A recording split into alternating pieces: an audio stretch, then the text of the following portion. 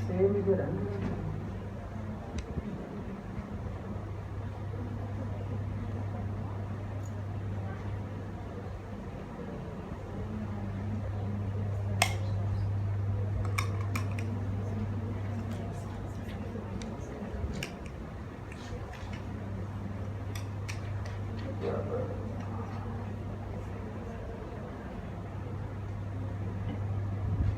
Okay, पता नहीं वही तो यहाँ रहेंगे।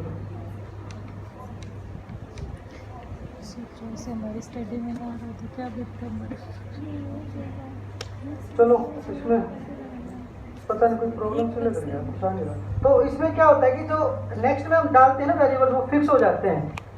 जो उसमें आएंगे आपके नेक्स्ट में जो वेरिएबल डालोगा वो वेरिएबल्स आपके फिक्स हो जाएंगे वहाँ, ठीक है। और तो मल्टीकोलिनिटी को रिमूव करने का सबसे बेस्ट मेथड क्या है? To check the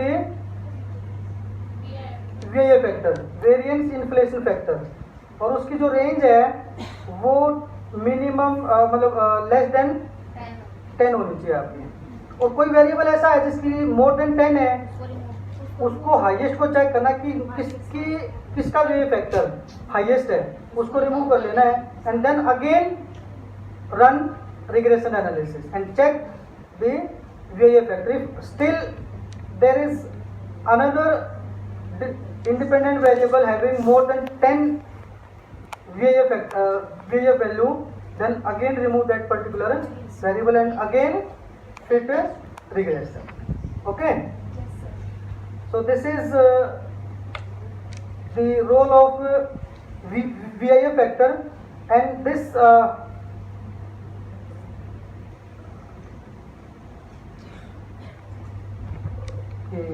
then again एक चीज ये कि जैसे 5 मेथड है ना आपके, 5 मेथड आपने निकाल लिए। अब कौन सा बेस्ट मेथड है वो कैसे सिलेक्ट करेंगे भाई? एंटर मेथड था, आपने वहां से 3 वेरिएबल मिले आपको सिग्निफिकेंट, स्टेप वाइज लगाया 2 वेरिएबल मिले आपको। फिर आपने बैकवर्ड एलिमिनेशन, फॉरवर्ड एलिमिनेशन, कई सारे मेथड यूज करके मॉडल फिट करे आपने। किसी में 2 आ गए, किसी में 3 आ गए, किसी में 4 आ गए, ठीक है। तो कौन सा मेथड बेस्ट है उसका कैसे पता लगेगा? एक वर्ड है स्टैंडर्ड एरर। फिर हम क्या करेंगे? मॉडल की स्टैंडर्ड एरर चेक करेंगे। जैसे इसमें कोई और मेथड लगा देते हैं,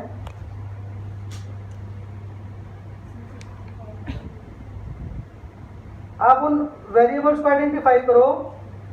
जैसे इसमें 6 मॉडल बन गया।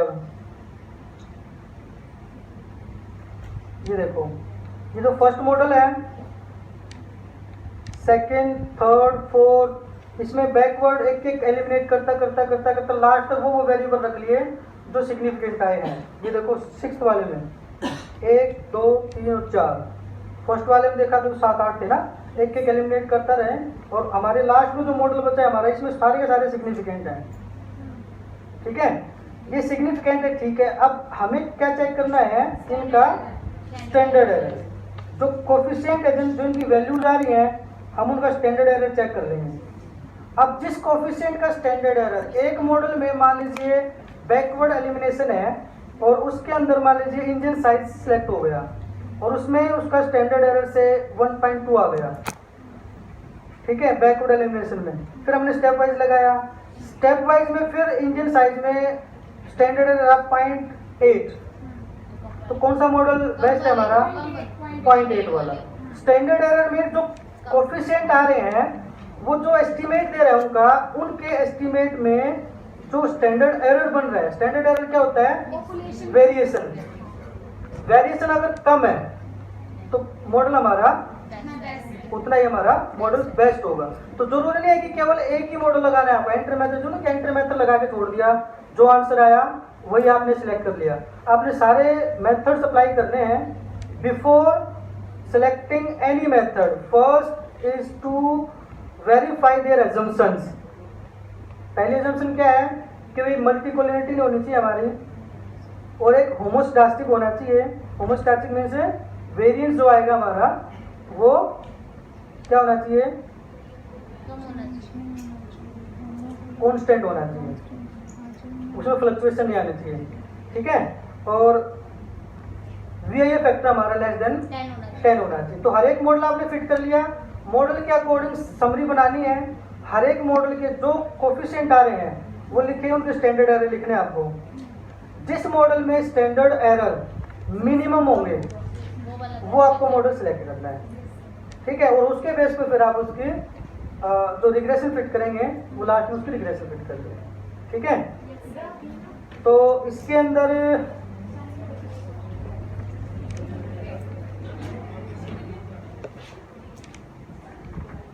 और जो रेजिड्यूल थे हमारे, जैसे एक और ऑप्शन होता है इसके अंदर, इसी में जब आप स्टैटिस्टिक्स में जाते हो, कॉन्फिडेंस इंटरवल और ये चीजें इसको छोड़ो, सेव पे जाके आप जब किसी रिग्रेशन को फिट करते हो तो रिग्रेशन हम कई बार फोरकास्टिंग वगैरह के लिए यूज करते हैं ना, और उसके रेजिड्यूल्स का बिहेवियर चेक करना होता है हमें।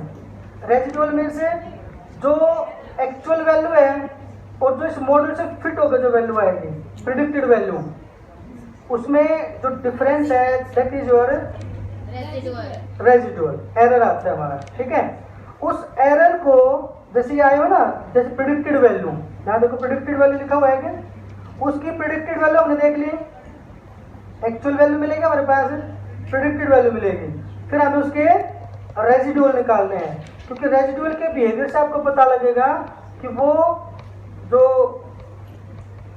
आपका जो वेरिएंस आएगा वो कांस्टेंट होगा या नॉर्मली डिस्ट्रीब्यूटेड होगा कि नहीं। पीपी प्लॉट करते हैं ना, पीपी क्यू प्लॉट निकालते हैं जब हम क्वांटाइल प्लॉट और परसेंटाइल प्लॉट निकालते हैं to check the normality of the data. तो उस केस में हमें रेजिड्यूल निकालने होते हैं। तो यहाँ से रेजिड्यूल्स आप जो है ना सिलेक्ट कर सकते हो इजीली, ये आपके इस फाइल में सेव होके आएंगे। जैसे आपने सिलेक्ट किया से this predicted value and then residuals, इसको कंटिन्यू करके, और हमने जैसे ओके किया ना, और हमारी फाइल के अंदर जो हमारी एक्सेल फाइल थी, SPSS की जो फाइल थी, इसके अंदर देखोगे हमारे आ गए प्रिडिक्टेड रेजिड्यूल, कि उस मॉडल से जो प्रिडिक्टेड हो गए sales in thousands, actual value तो आपको पता ही है। अब उस मॉडल का यूज करके ये प्रिडिक्टेड वैल्यू आ गई। फर्स्ट कैटेगरी में जैसे 40 पॉइंट समथिंग आई है और उसकी वैल्यू कितनी है,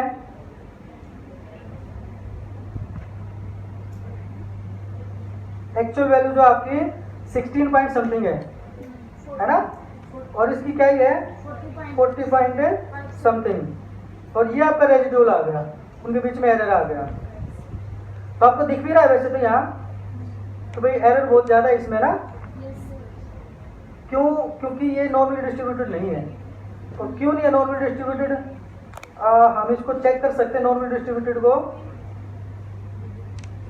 पीपी प्लॉट वगैरह करके, पीपी प्लॉट से चेक करते हैं नॉर्मलिटी। देखो इसमें रिग्रेशन लगाने के लिए कितने इंडिपेंडेंट वेरिएबल होंगे, नॉर्मल डिस्ट्रीब्यूटेड होने चाहिए वो। अब हमने कुछ नहीं चेक किया था ना, हमने डायरेक्ट रिग्रेशन अप्लाई किया था।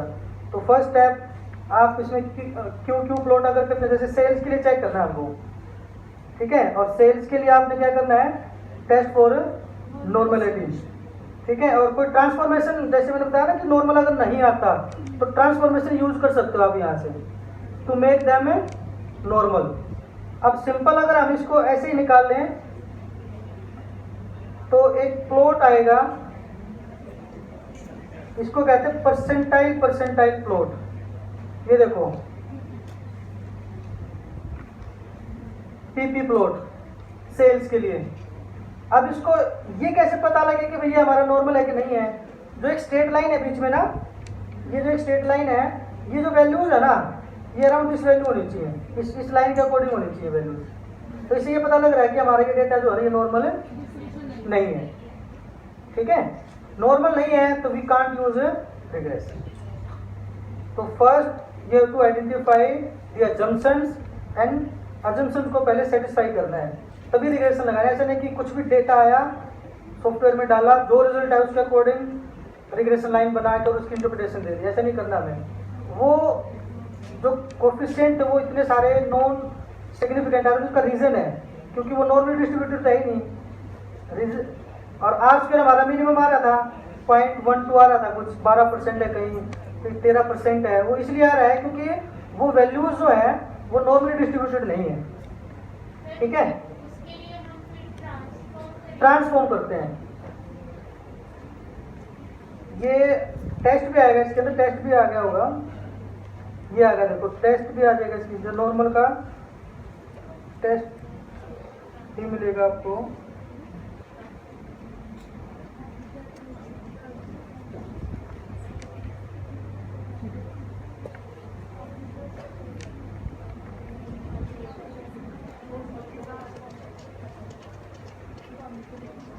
एक ट्रांसफॉर्म करके देख लेते हैं, कोई एक जैसे इसी को ट्रांसफॉर्मेशन करनी है आपको।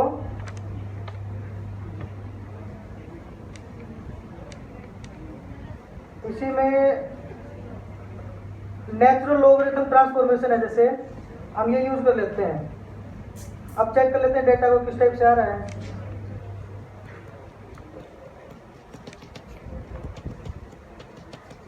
अब देखो, अब चेक करो, इसका बिहेवियर चेक करो। अब आपने देखा कि इस लाइन की बिल्कुल ऊपर से वैल्यूज आ रही हैं। इसका मतलब क्या है कि आप डायरेक्ट जो है ना सेल्स को, डायरेक्ट जो वैल्यूज हैं उनको अगर यूज करके मॉडल फिट करोगे तो रिग्रेशन प्रॉपर तरीके से रिग्रेशन फिट नहीं होगा। जो कोफिशिएंट्स आएंगे डाइवर्ट हो जाएंगे, कुछ इंटरप्रिटेशन जो है उनका गलत आएगा और उनका इम्पैक्ट नहीं दिखेगा आपको। तब आपने देखा कि नेचुरल लॉगरिथम ट्रांसफॉर्मेशन आपने यूज कर दी और फिर पीपी प्लॉट आपने किया। अब आपने देखा कि इस लाइन के अराउंड वैल्यूज हैं, दैट मीन्स अब जो सेल्स हमारी वो नॉर्मली डिस्ट्रीब्यूटेड है। ठीक है ना।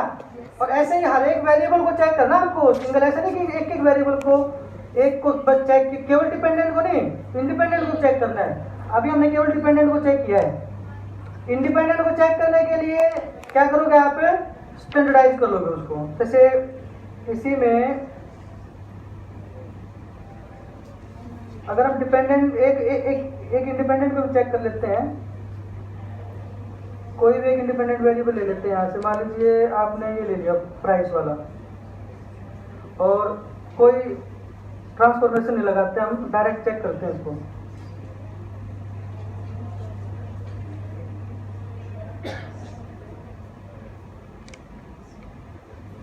देखो क्या आ रहा है इसमें, प्राइस में नॉट नॉर्मल ना।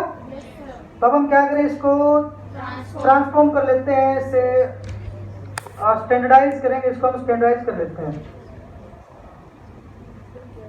और आप चेक करो, आप कहीं से अगर वो नॉर्मल नहीं बनता तो फिर हम उसको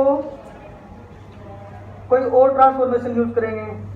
अभी भी नॉर्मल नहीं है, देखो अभी नॉर्मल नहीं है ना, तो इनवर्स ट्रांसफॉर्मेशन यूज कर सकते हैं हम। तो हमें रिग्रेशन कंप्लीट करने से पहले वो सारी एजम्पशन सेटिस्फाई करानी है। ऐसा नहीं कि बस लिया, डेटा डाला, जो रिजल्ट है उसके अकॉर्डिंग रिग्रेशन लाइन बना के दे दी। तो 4-5 हमारे एजम्पशंस हैं, वो थ्योरी में आपने की होंगी।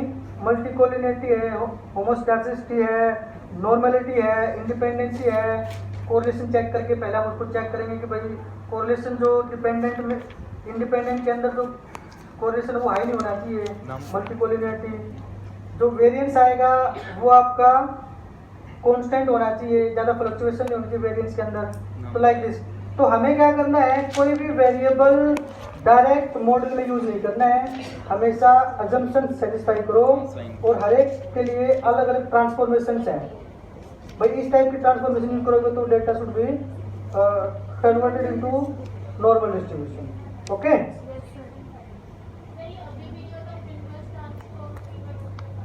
वो ट्रांसफॉर्म में जाके आपको अलग से करना पड़ेगा, कि ट्रांसफॉर्म में जाके करना पड़ेगा आपको। जो कंप्यूट वेरिएबल है ना, जैसे उसमें डायरेक्ट ऑप्शन नहीं था ना उसके अंदर, तो आप यहाँ जाकर टारगेटेड वेरिएबल में जैसे आपने ट्रांस लिख दिया उसको, ट्रांस, और उसका न्यूमेरिकल एक्सप्रेशन से क्या करना चाहते हैं आप, इनवर्स ना, तो 1 अपॉन कर दो। जैसे 4 ईयर वाले को करना चाहते हो आप, तो 1 अपॉन कर दो उसको, समझ रहे हो, और उसको क्या कर दो, कंप्यूट कर दो। तो इसके अंदर एक नया वेरिएबल बन के आ जाएगा आपका लास्ट में। ये देखो ट्रांसफॉर्म हो गया वेरिएबल। इनवर्स TRN लिखा था ना हमने वहाँ वेरिएबल का नेम। मतलब बहुत सारी ट्रांसफॉर्मेशंस हैं, आर्क ट्रांसफॉर्मेशन है, साइन है, या कोसाइन ट्रांसफॉर्मेशन है, बहुत सारी ट्रांसफॉर्मेशंस हैं।